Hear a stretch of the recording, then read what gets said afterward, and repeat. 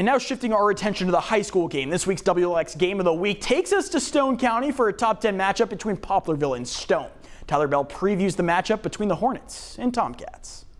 These two teams come into this weekend after opposite results in week one. The Tomcats have the wind in their sails after a 20-point road win, while the Hornets are looking to bounce back after dropping their home opener. That we had to ignore that. You know, it sucks anytime you lose. We were very disappointed, you know, and then going back and watching the film, you know, even after watching the film, we was even more embarrassed with our performance. So we're just going to work this week as hard as we possibly can to fix the things we messed up on. You know, I thought we played slow and timid at times, and we can't be like that. Well, something that we were excited about coming out of Hancock was we played 23 guys on defense, so we think that that's going to help us moving forward. We're trying to create depth early. We'll try to do that again this week moving forward. That way when you get to district, we'll have a lot of guys that can step in and play a part. Before his time at Stone, Coach Aycock was the defensive coordinator at Poplarville for 3 years.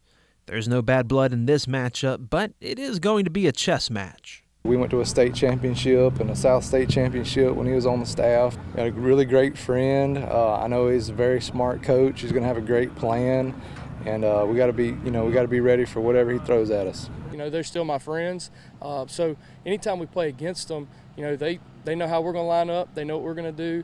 And I feel like I have a pretty good idea of how they're going to line up and the things that they're going to do. So it's really about the kids, you know, who can get their guys to play harder and play harder longer. Both teams are working with a power-packed ground game.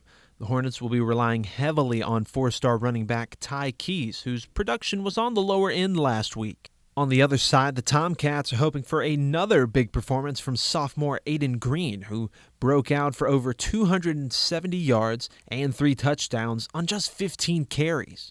You know, we're going to find number 5. You know, they'll split him out wide. They'll play him at running back. They'll snap it to him at quarterback. So, you know, every play we're going to look around and try to find where he is. And, you know, we're going to keep eyes on him, but then also be aware of their other targets.